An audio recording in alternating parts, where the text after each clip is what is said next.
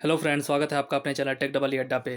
Friend, RRB ने level 6 और level 4 का ऑफिशियल आंसर की जारी कर दिया है। आप जाके लॉगिन करके अपने ऑफिशियल आंसर की को डाउनलोड कर सकते हैं और क्वेश्चन देख सकते हैं। जिस क्वेश्चन पे आपको लगता है कि इस पे हमें ऑब्जेक्शन करना चाहिए, वहाँ 50 रुपये प्लस बैंक चार्ज दे के अपना ऑब्जेक्शन कर सकते हैं। अगर आपका ऑब्जेक्शन सही होगा तो आपको 50 रुपये वापस भी मिल जाएगा। तो यहाँ पे ऑफिशियल जो पेपर है इसको हम सॉल्व करते हैं।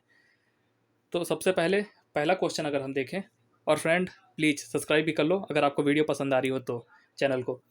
पहला क्वेश्चन देखते हैं। सभी ऊँट गधे हैं, कुछ बिल्लियाँ ऊँट हैं, सभी डॉल्फिन बिल्लियाँ हैं। तो ये क्वेश्चन इजी होता है अगर आपको मेथड आ रहा है तो। इसमें क्या निष्कर्ष क्या निकलता है? सभी डॉल्फिन गधे हैं, कुछ डॉल्फिन गधे हैं, कुछ गधे बिल्लियाँ हैं, सभी बिल्लियाँ गधे हैं। अगर आपको ये फिगर बनाने आता है तो आप इसको आराम से कर लोगे।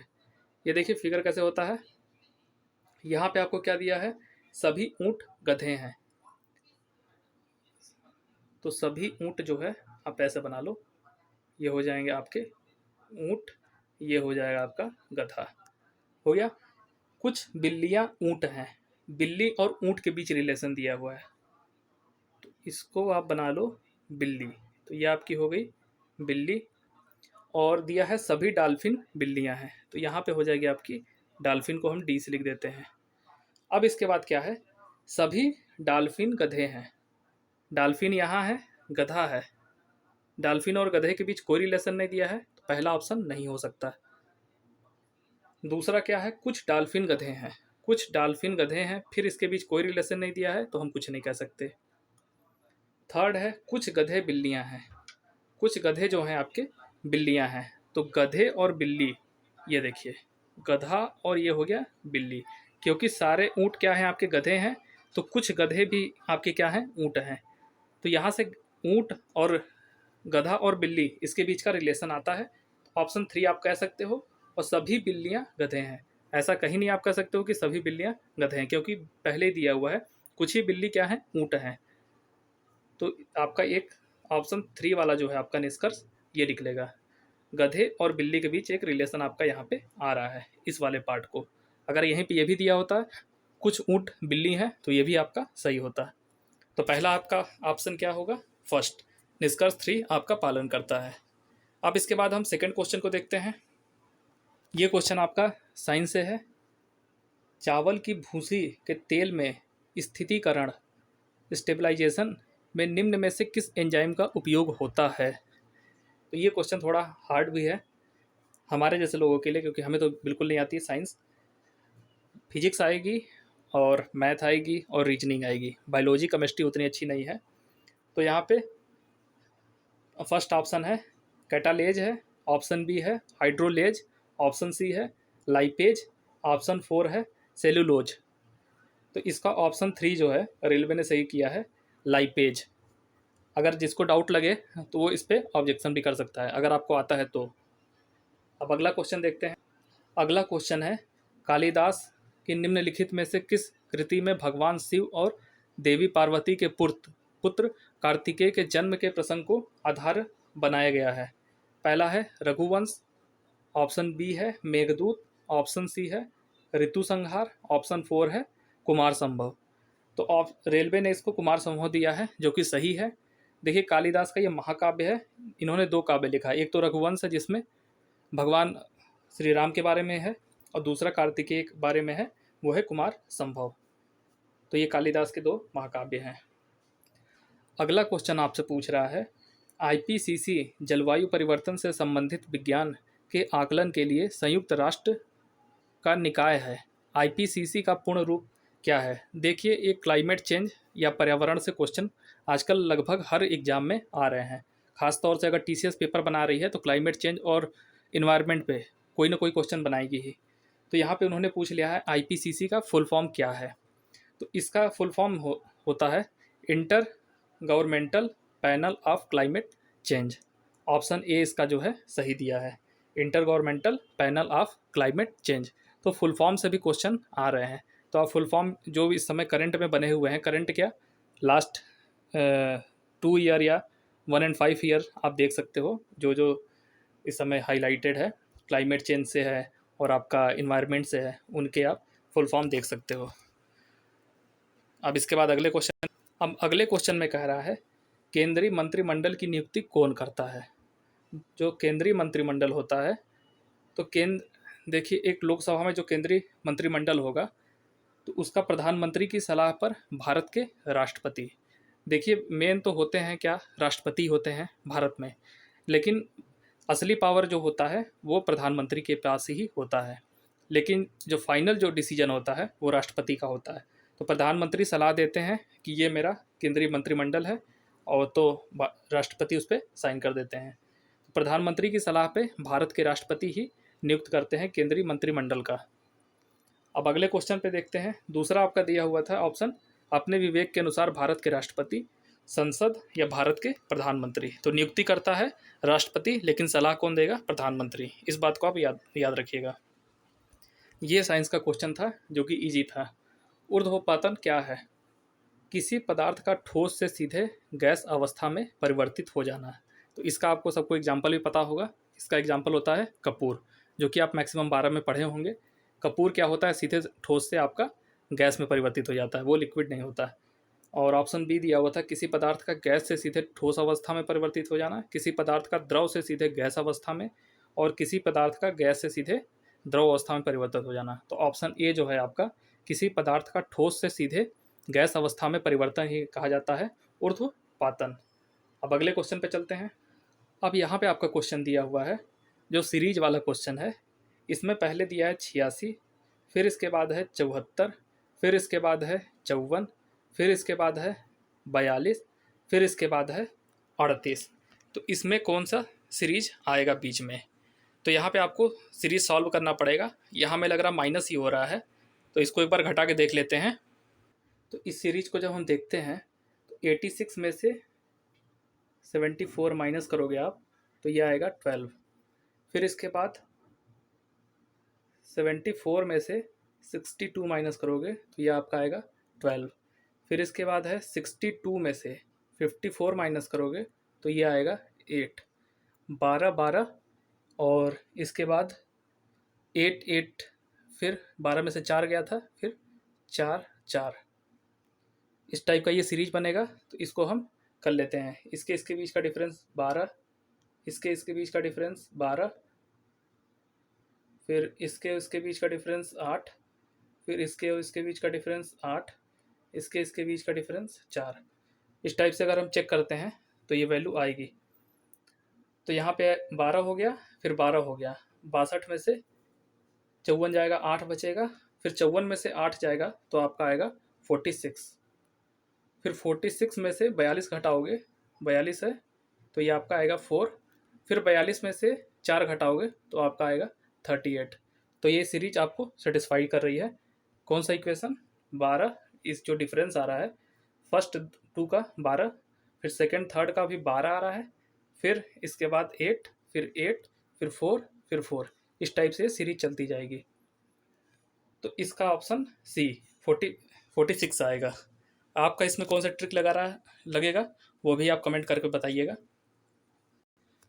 तो पजल को सॉल्व करते हैं। यहाँ पे दिया हुआ है 8 व्यक्ति हैं, PQRSTUVW, एक रात्रि भोज के लिए वर्गाकार मेज के चारों ओर इस प्रकार बैठे हैं। ये जो बैठे हुए हैं ये वर्गाकार मेज है, वर्ग है, चारों भुजा इसके बराबर है, आप देख लीजिएगा।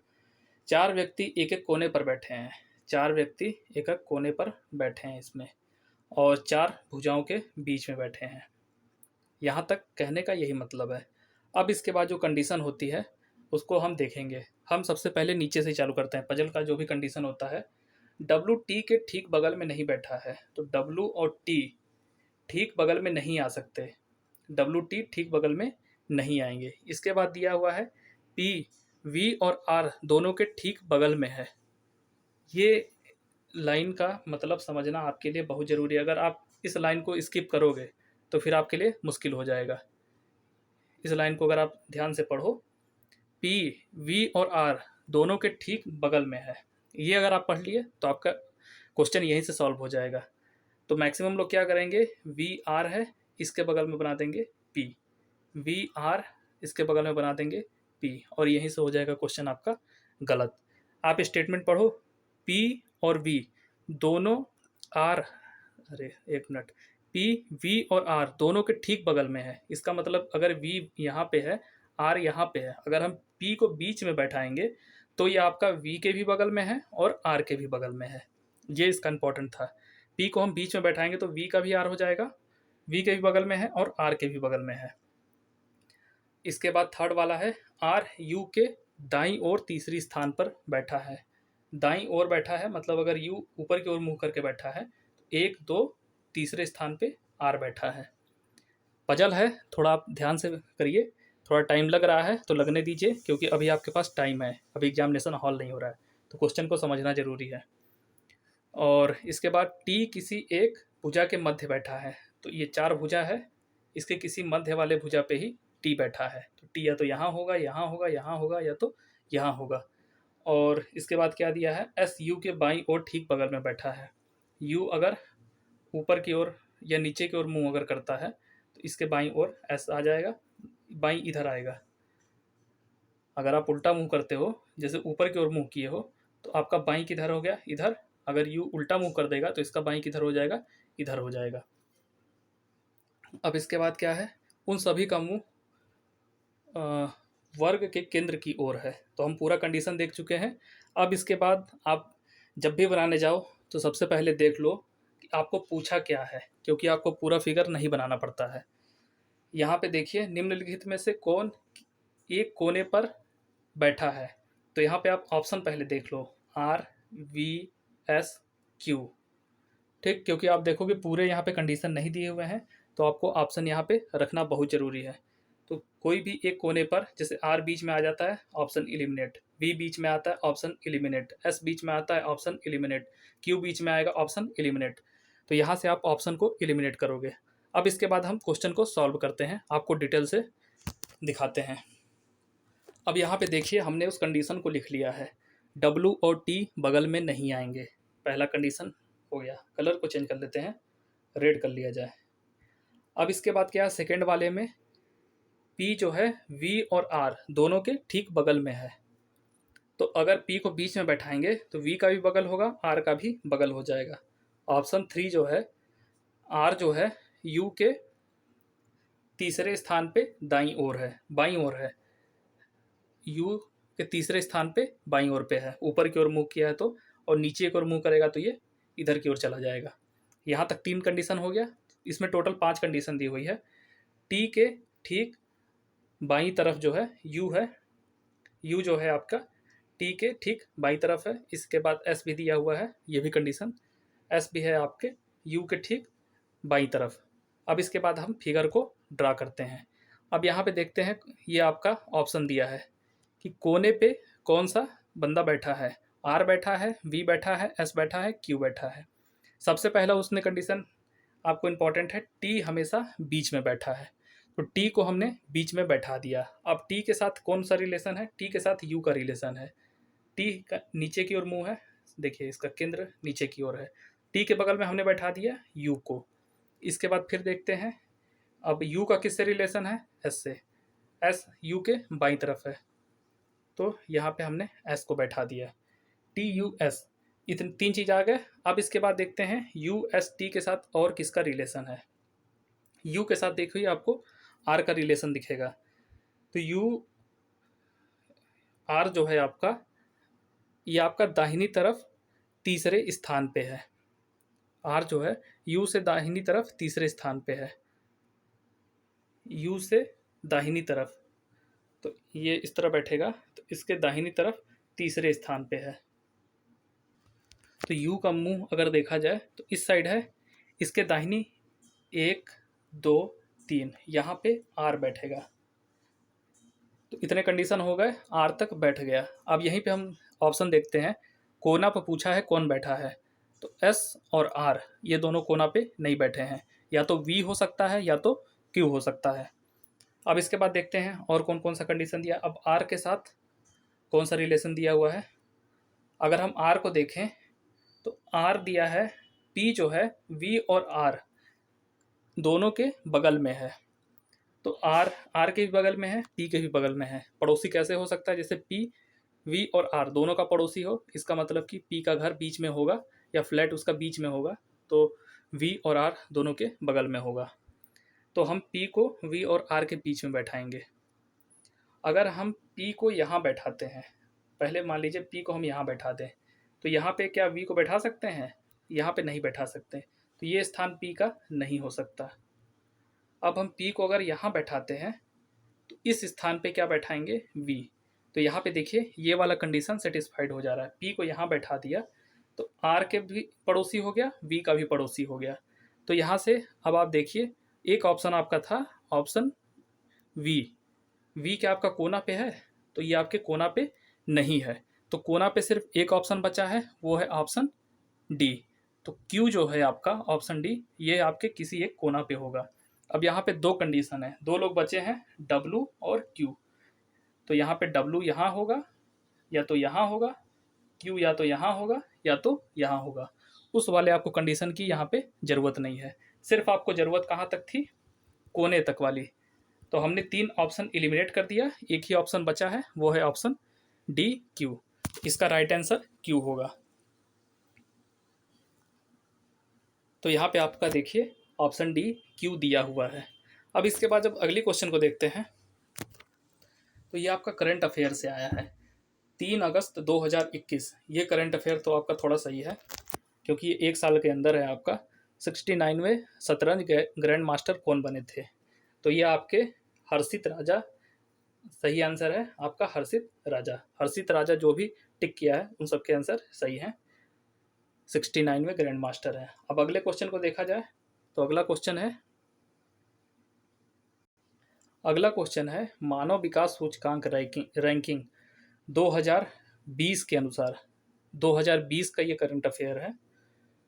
निम्न में से किस देश में जन्म के समय जीवन प्रत्याशा वर्ष उच्चतम है? जन्म के समय जीवन प्रत्याशा वर्ष उच्चतम है। तो ये ऑप्शन ए है फ्रांस, ऑप्शन बी है हांगकांग चीन, और ऑप्शन डी है डेनमार्क, ऑप्शन 4 है नॉर्वे। तो इसका ऑप्शन बी हांगकांग चाइना सही है। अगर आपको डाउट लगता हो तो आप यहाँ पे ऑब्जेक्शन कर सकते हो, अगर डाउट हो तो विथ प्रूफ के साथ, नहीं तो ये ऑप्शन सही होगा। करंट अफेयर के ऑप्शन गलत नहीं होते, मैक्सिमम जो मैथ वाले होते हैं और रीजनिंग में, वहाँ पे आपका कैलकुलेशन में कोई गलती होगा तो वहाँ पे आप ऑब्जेक्शन कर सकते हो। अगले क्वेश्चन पे चलते। ये तो आपका मैथ का क्वेश्चन है, आसान सा क्वेश्चन लग रहा है। एक वृत्त की परिधि क्या है? 308 मीटर। उस वृत्त का क्षेत्रफल कितना होगा? तो परिधि यहाँ पे आपको दिया है, 2πr का मान दिया है। यहाँ पे आपको क्या निकालना है? पाई आर स्क्वायर। तो आर का मान निकाल के वहाँ पाई आर स्क्वायर आप कर दोगे तो आपका यहाँ पे आंसर आ जाएगा। आपको बता देते हैं, जैसे 2πr बराबर कितना दिया है? 308 परिधि हो गया। अब यहाँ पे आर की वैल्यू कितनी आएगी? 308 बटे की 2π। अब इसके बाद जो आपका वो होता है एरिया जो होता है पाई आर स्क्वायर, 308 बटे की 2π का होल स्क्वायर। एक पाई से एक पाई कटेगा, इसके बाद आप लिखोगे 308 बटे 4 गुणित 7 इंटू 22। अब इसको जब आप काटोगे तो देखिए क्या आ रहा है, जैसे 7 से इसको काट दिया आप तो 7 चौक 28, फिर 7 चौक 28, फिर इसके बाद अगर आप काटोगे 308 गुणित 308 भी है, देखिए यहीं पे थोड़ा मिस्टेक भी हो गया है।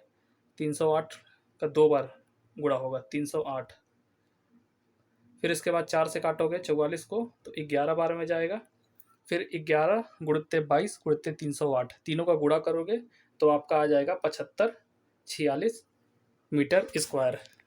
तो ये क्वेश्चन तो इजी है, इसको आप आराम से कर सकते हो, थोड़ा कैलकुलेटिव। इस वाले क्वेश्चन में फ्रेंड आपको बोला है 3 संख्या युग्म एक समान पैटर्न में है, तो उस युग्म चयन का संख्या युग्म का चयन करें जो समूह से संबंधित नहीं है। इसका मतलब है ये वाला पैटर्न, ये वाला पैटर्न, ये वाला पैटर्न और ये वाला पैटर्न, ये वाला पैटर्न मैच नहीं कर रहा है।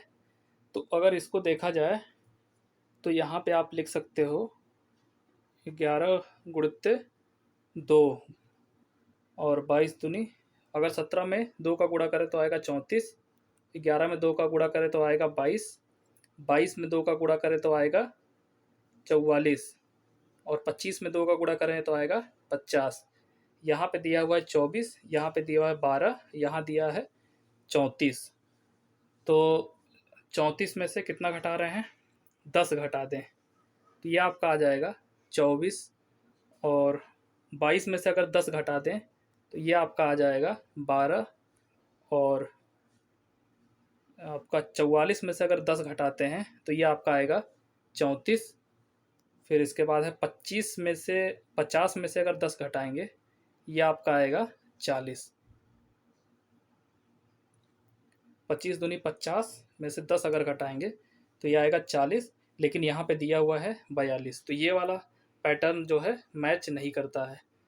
और आप भी बता सकते हैं कौन सा लॉजिक आप लगा रहे हो, और भी इसमें कोई लॉजिक लगेगा कि नहीं लगेगा। मेरे हिसाब से तो ये वाला लॉजिक सही है, सही बैठ रहा है इसमें। 2 से मल्टीप्लाई करके और एक निश्चित संख्या को घटाने पे सारे वैल्यू देखिए सेम आ रहे हैं। जैसे 2 से मल्टीप्लाई किया 34 आ गया, फिर 22 आ गया, फिर 44 आ गया, फिर 50 आ गया। इसके बाद हमने सब में 10 घटाया है तो 24 आ रहा है, 12 आ रहा है, 34 आ रहा है और 40। तो ये वाला इस पर फिट बैठ रहा है। आगे आप बता सकते हो आपका कौन सा इसमें लॉजिक फिट बैठ रहा है। अब इसके अगला क्वेश्चन है आपका, उप सहारा अफ्रीका में आय और खाद्य उत्पादन में सुधार करने वाले ट्रॉपिक लेग्न्यून प्रोजेक्ट क्या नाम क्या है आपको, के लिए किस संस्थान को अफ्रीकी खाद्य पुरस्कार 2021 से सम्मानित किया गया है। मतलब अफ्रीकी खाद्य पुरस्कार किस संस्था को दिया गया है, सीधे सीधे ये पूछा गया है। यहाँ पे पूछा गया राष्ट्रीय चावल अनुसंधान, ऑप्शन बी है अंतर्राष्ट्रीय अर्ध शुष्क उष्ण कटिबंधीय फसल अनुसंधान संस्थान, ऑप्शन 3 है भारतीय गन्ना अनुसंधान संस्थान, और केंद्रीय शुष्क क्षेत्र अनुसंधान संस्थान। तो इसमें ऑप्शन बी करेक्ट दिया है, अंतर्राष्ट्रीय अर्ध शुष्क उष्ण कटिबंधीय फसल अनुसंधान संस्थान, जिसका शॉर्ट फॉर्म होता है ICRISA।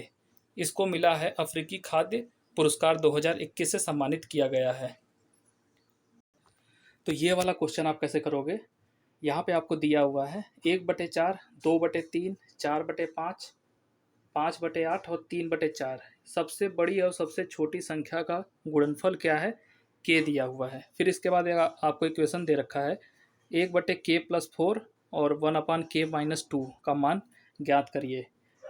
तो ये सबसे बड़ी और सबसे छोटी संख्या आपको कैसे पहचान करोगे बटे वाले में, जैसे 1/a है, 1/b है, 1/c है।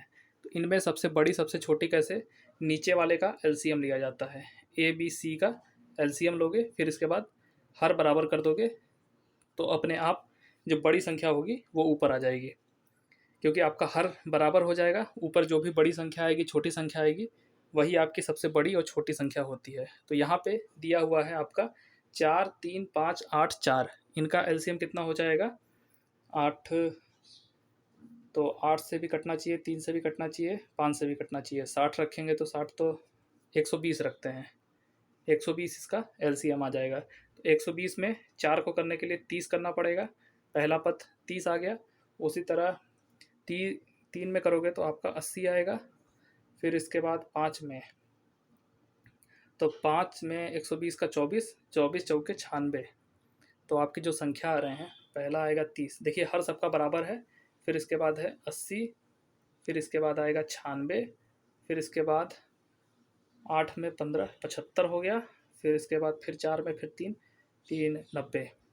तो इसमें सबसे बड़ी संख्या कौन सी है, 96 वाली। 96 वाली संख्या कौन सी है, 4/5। और इसके बाद सबसे छोटी संख्या 30 वाली है, वो कौन सी है, 1/4। तो सबसे छोटी संख्या आ गई, सबसे बड़ी संख्या आ गई। इन दोनों का गुणा कर दोगे तो आपका आ जाएगा के की वैल्यू यहाँ पे कितनी आ गई, 4 से 4 कटेगा तो के की वैल्यू आपकी आ रही है 1/5। यहाँ तक आपको समझ में आ गया होगा कैसे निकालते हैं सबसे बड़ी सबसे छोटी हर वाले को। सबसे पहले सबके हर को बराबर करने के लिए हम क्या करेंगे, एलसीएम करेंगे। तो सबके बटे में 120 आ जाएगा, सबका बटा कर दीजिए 120। इसके बाद हर बराबर करने के लिए आपको किससे गुणा करना पड़ेगा, 4 में 30 से, ऊपर 1 है तो 30 गुणित 1, 1 हो गया। 3 है, 3 में आपको 120 करने के लिए 40 से गुणा करना पड़ेगा।